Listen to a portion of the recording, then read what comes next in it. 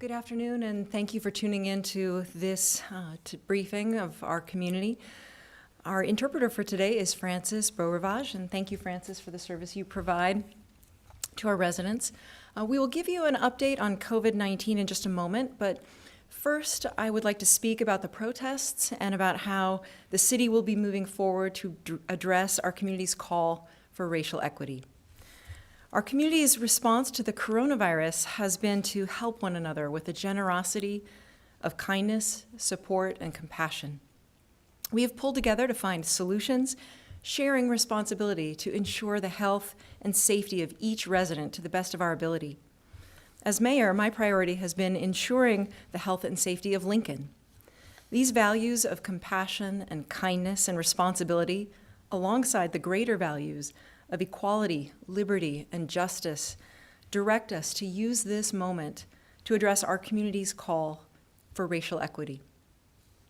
On Sunday, when I made the decision to institute a curfew in Lincoln, I believed at the time that it would prevent an escalation of violence and destruction in our city. I believed that many of the peaceful protesters would continue to use their voices and accept the curfew, allowing us to keep them safe from harm by the bad actors taking advantage of this moment to cause violence and destruction. As a white person, my lens on the world prevented me from recognizing how the use of curfew could foster mistrust and increase tensions. On the first night of the curfew, both protesters and law enforcement felt threatened and suffered injuries. In the days since, law enforcement, the peaceful protesters, and I have learned and evolved. Our officers have demonstrated their commitment to ensuring that our protesters can be heard and remain safe. And at the rallies I have attended night after night, I have heard organizers demonstrate grace and leadership by calling for peace. This shared commitment to peaceful dialogue gives me a lot of faith that there is a way forward for our community. Each of us must listen, learn, and act. I have heard from hundreds of residents this week who want to see these protests result in positive change. Many have shared with us the 8 recommendations rooted in the findings of the Task Force on 21st Century Policing, which has influenced the thinking of cities across our nation. Our Lincoln police have already incorporated many of these recommendations into their policies, and here to provide more information on that is Chief Jeff Bleiemeister.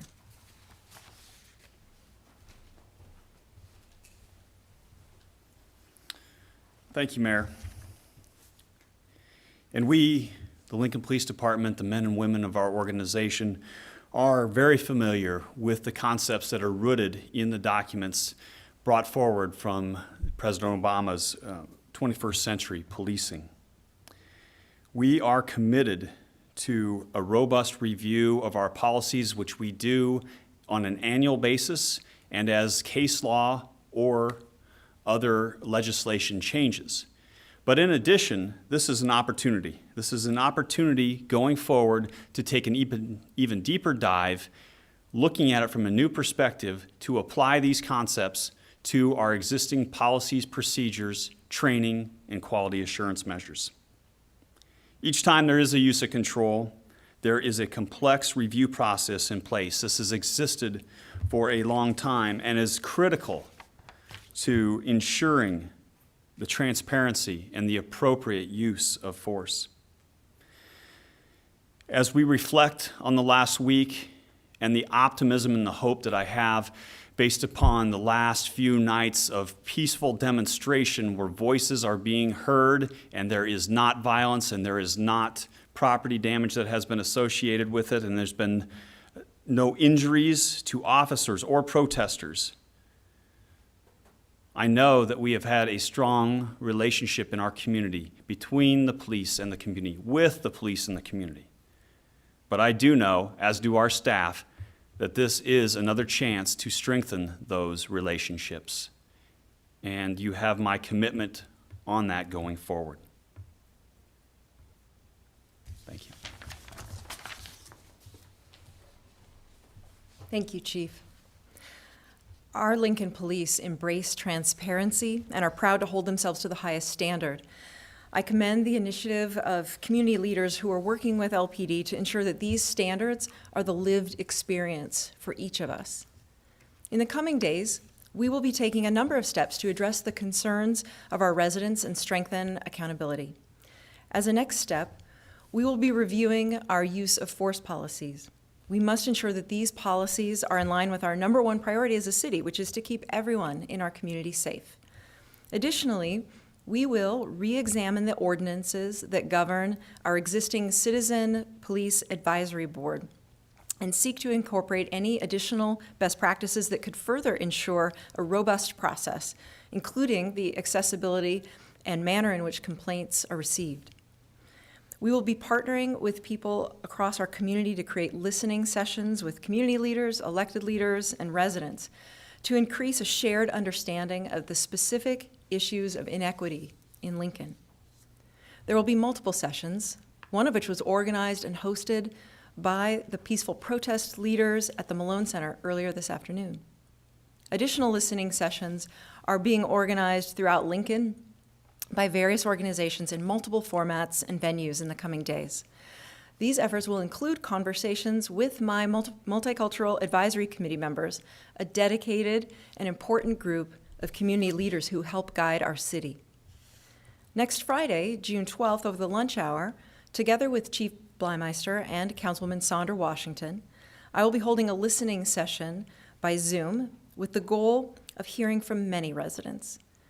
This will be the start of a conversation about where we are today and where we want to be in the future. More details will be available on that soon. Finally, we are committed to coming back to you by the end of June with more concrete steps demonstrating the city's responsiveness to our community's desire to walk together towards equity, kindness, civility, and justice. And now we will turn to our update on COVID-19. We want to remind you that a great deal of detailed information can be found on our website at covid19.lincoln.ne.gov. We unfortunately begin our situation update with news of another individual in our community who has passed away from COVID-19. This is the 10th death in Lincoln, and our hearts go out to all of those who are feeling the pain of these losses. We feel that pain too. We are here to update you as well on our COVID-19 risk dial. It's been in place for a month now. This simple tool helps our community know what actions and behaviors each of us can take to protect ourselves and each other and to protect the health of our community. The COVID-19 risk dial provides a visual, color-coded depiction of the conditions here in Lincoln relative to the pandemic. Red represents highest risk of COVID-19 spread, and green represents the lowest. For each color of risk, we provide specific recommendations for physical distancing, face coverings, hand washing, self-monitoring for illness, and disinfection, both when all of us are outside our home, at work and in public, and for when we are at home. And we update the dial each Friday based on local data to estimate how high that risk of spread of COVID-19 is right now. The health department team has determined that the risk of spread of COVID-19 in our community has decreased. And for the first time, we will be moving from the high risk category of orange into yellow, which is the moderate risk category. The reason for this is that our indicators have improved. I want to emphasize that while the dial has moved, the risk of COVID-19 spread in our community is still a concern, and we need to continue to take actions to reduce the spread. If we remain vigilant in our efforts to maintain 6 feet of physical distance from others, wear face coverings, wash our hands regularly, and stay home if we are ill, we may continue to make progress in the right direction. Health Director Pat Lopez is here, and she will now provide more information about these indicators and explain how this determination was made.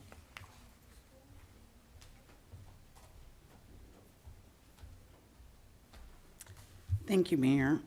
The Health Department continues to use local and regional data from the past few weeks to determine how high the risk of spread of COVID-19 is in our community. This is an update on the main factors. For the first time, we have seen 3 consecutive weeks of decline in the average number of weekly new COVID-19 cases. Today, we reported 17. In review, the 7-day rolling average has dropped from 39 cases at the beginning of May to 15 cases at the beginning of June. This indicator has improved. Another factor we consider is the positivity rate, the overall percentage of all tests that are positive. The overall rate is shared every day because this gives us a more accurate account and a look at the overall trend. The daily and weekly rates are also reviewed and provided on the dashboard for more of a snapshot view in time.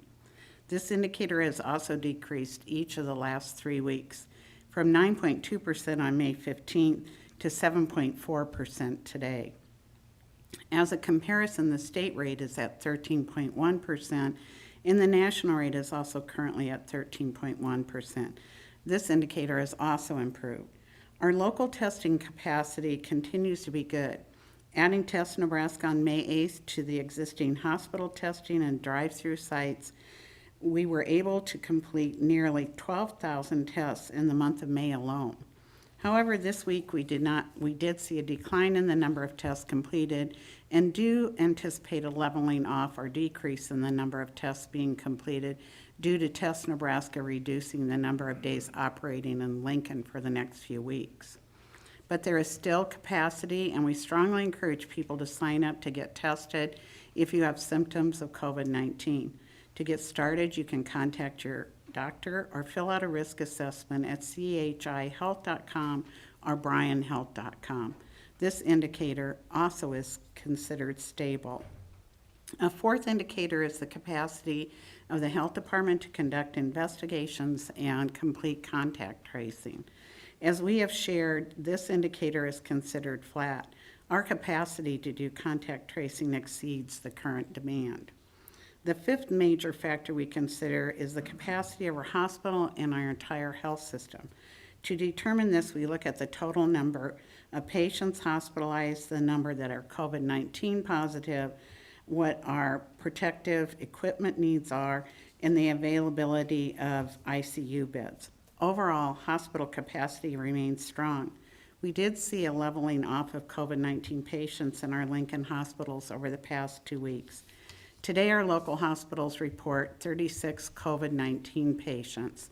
That includes 18 from Lancaster County and 18 from outside of our community. 4 of those patients are on ventilators from Lancaster County, and 4 are community members from other counties. This indicator is healthy and steady. Finally, we considered the number of deaths. Unfortunately, we know that deaths will occur with this virus. Each of these deaths is a member of our community, and losing the lives of our most vulnerable residents is the most sobering aspect of COVID-19. As the mayor said, we have experienced a total of 10 deaths in Lancaster County since April 8th. Thus, taking all of these key factors into account, the health department team has recommended we move the dial down to the highest yellow level, which still means the risk of COVID-19 spread is moderate. We do so very cautiously and in hopes that everyone will understand that this progress can be lost more easily than it has been gained. This is good news. We are moving in the right direction. However, there is still concern as we go forward. There is caution because the virus still may increase its impact in Lincoln. As the directed health measure eases, people become more active, maybe begin to host small gatherings with friends and family, and attend smaller outdoor events. There will be an increased potential for exposures opportunities in the community. And just as there is concern across the country, we too must be careful that large crowds gathered during local protests do not intensify the spread of COVID-19 in Lincoln and trigger a potential outbreak. Close contact in crowds and being shoulder to shoulder for prolonged periods of time does increase the exposure risk for COVID-19. We also need to consider what is happening regionally.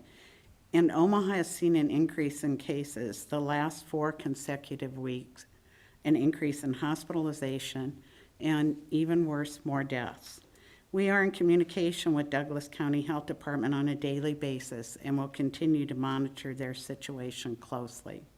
We have consistently shared what we must do to lower the risk of COVID-19 in Lincoln and Lancaster County. Physical distancing, wearing a face covering when around others, and washing our hands frequently. Evidence for supporting these recommendations was just published in The Lancet. This is a peer-reviewed medical journal. The findings were drawn from a systematic review of 172 observational studies across 16 countries and 6 continents. It provides the best available evidence that current policies of physical distancing and wearing face masks are associated with a large reduction in infection. It showed a reduction in risk of 82% when physical distancing. This evidence is important to support the recommended guidelines and shows risk reduction is feasible just by physical distancing. These data also suggest that wearing a face covering protects people against infection by the COVID-19 virus. Findings showed the use of face masks can reduce the risk of respiratory virus by 80%. To be clear, we need everyone's commitment to protect one another for us to stay within the yellow, a moderate risk level, to hopefully move to green. And specifically for adults over age 65, anyone with underlying health conditions or other populations at high risk for COVID-19, please stay at home as much as possible. Rely on help for needs outside the home, such as groceries and medication, and distance yourself from others when you're outside. Lincoln deserves a big thank you, and Public Health wants to thank you for being engaged in this pandemic response and helping the community to continue to move forward.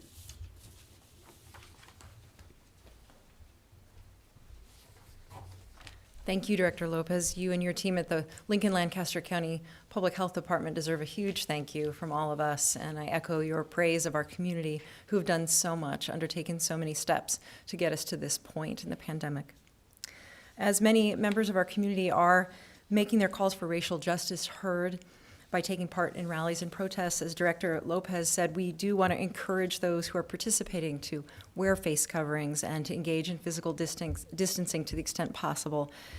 If you have taken part in these protests, you may be eligible to receive a test for COVID-19 through testnebraska.com. We encourage you to visit that website and fill out a risk assessment to see if you qualify. And with that, we'd be happy to take any questions from the media. Kent Wolgamott from the Journal Star here. Hi, Kent. Hello. Obviously, addressing the policing is of forefront at this moment. But do you plan in these listening sessions and task force to really look at the systemic racism that's been incorporated into American life, essentially, housing and employment and all of those aspects, and how that can be addressed in Lincoln as well? Yes, Ken, thank you for acknowledging how this isn't just about City Hall. It isn't just about the police department. It is about culture in America. And I think that the conversations we need to be having, really are around to what extent are we taking up space that belongs to other people? As white people, are we taking up the space that a black person could otherwise have? To what extent are we diversifying our workforces? To what extent can we be part of solutions that create more opportunity in America for everyone, in our healthcare systems, in our schools, in our neighborhoods, the way we plan and design neighborhoods included? So yes, this is a much larger conversation that all of us need to be having, and it starts with this profound moment of awareness, some people just coming to the conversation for the first time. And I encourage all of you who want to do something to take it upon yourself to learn, to read, to educate on how you can be part of a solution and allow yourself that vulnerability. No one's perfect. No one's going to get it right the first time. But the effort and determination to make progress and to be committed to creating a more just and equitable world and showing compassion and true intention of care and kindness is going to go a long way. And it's where we all want to be. from your first remark, do you have some regret about issuing the curfews? What I would say, Kent, is at that moment, in that moment in time, with 2 nights of massive violence and destruction, fires burning in buildings, glass broken, people getting hurt, we had to make a quick decision. I had to make a quick decision. And mayors across the country, over 40 mayors imposed curfews. This is a tool. This is a tool for controlling crowd sizes. And that was the thinking. That was my thinking. And, I came to that with the lens of being someone who follows the rules and is rewarded for following the rules. And that's not necessarily the experience of everyone in America. And for peaceful protesters, being in harm's way was a sacrifice they're willing to make. And we learned from that. We learned from that first night of curfew much more than we knew going into that first night of curfew. And we adjusted and evolved. And I hope everyone feels the positive results that have come from the way that we have adapted our strategies.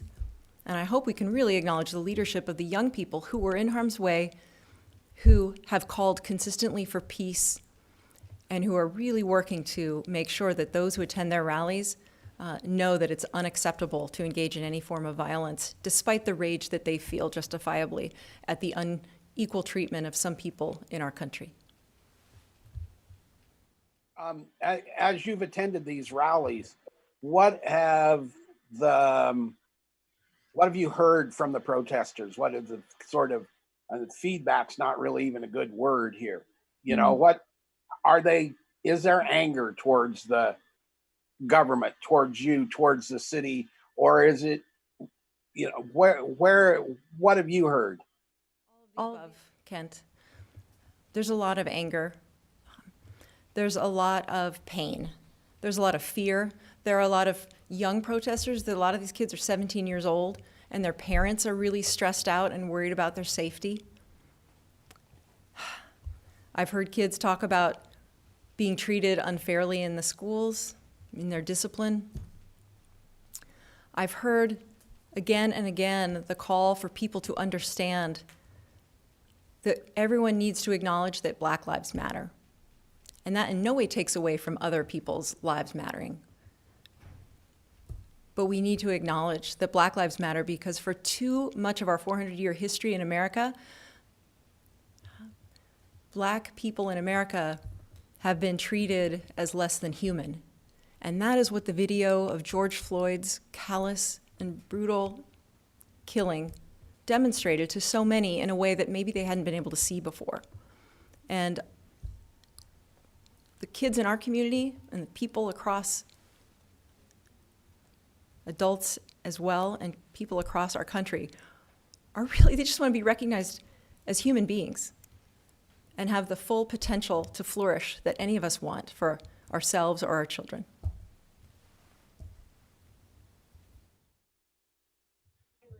Mayor, this is Bill with 1011. Hi, Bill. Do you envision a question, whether it be with Test Nebraska or even CHI or Brian, that if you were a part of protest, that would then qualify you for COVID-19 testing? No, I don't. But what I do know is that Test Nebraska has expanded the age range of eligibility. So if you fall between the ages of 15 and 35, you now are able to more easily get access to a test, not just on that basis alone, but in the past, the priority for testing fell to older age groups.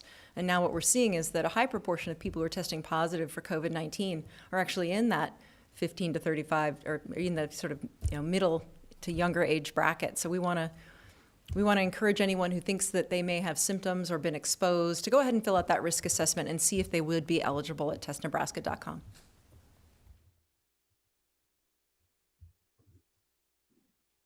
Other questions? I have a question or two for Director Lopez. Okay, and I'll just follow up on your question too, Kent. When you ask me what I'm hearing, I'm really happy to try to amplify those messages, but I encourage everyone to tune in to the live streams of media coverage so that you can hear it for yourself if you're not someone who wants to go down there in person, because these are strong and powerful voices that ought to be heard on their own terms. And I don't want to say that I speak for them. They speak beautifully for themselves. And now Director Lopez will come up.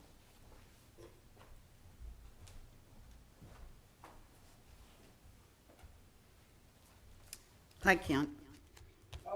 The two things. One's pretty quick. Do you have the information on the individual who died, age, sex? Yeah. That Sure. It was a male in his 90s, and he had been hospitalized for a period of time. Thank you. Have you looked what factors really were the key to the drop in the? I understand what you laid out. Is there any specific thing like a reduction in the amount of cases from Smithfield or something like that that really helped to trigger that drop in the warning gauge? Yeah, I think part of it's due to the fact that we've had more testing available, so we have a better idea of prevalence. And the other thing is that I think we've really been able to do an excellent job in actually exceeding what needs to be done for contact tracing and being able to really work. And it's not only being able to do that, but it's also for our community members that we're in touch with, that we're monitoring and assisting, are really following the recommendations. That's really what's helping us mitigate the spread. Thanks.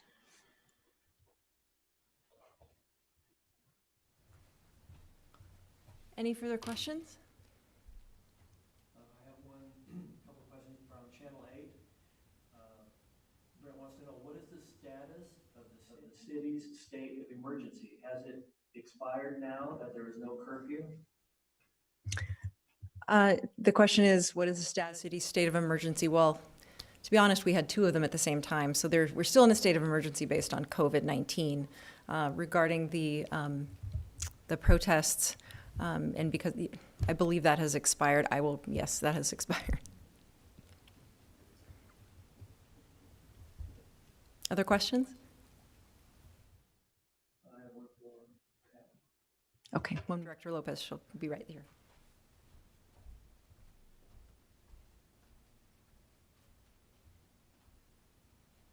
This is Alden from Channel 8. The Two Rivers Health Department confirmed a case of multi-symptom inflammatory syndrome in Dawson County. Is Lancaster County monitoring that syndrome, and are there any suspected cases locally? Yes, the question was about multi-systemic syndrome.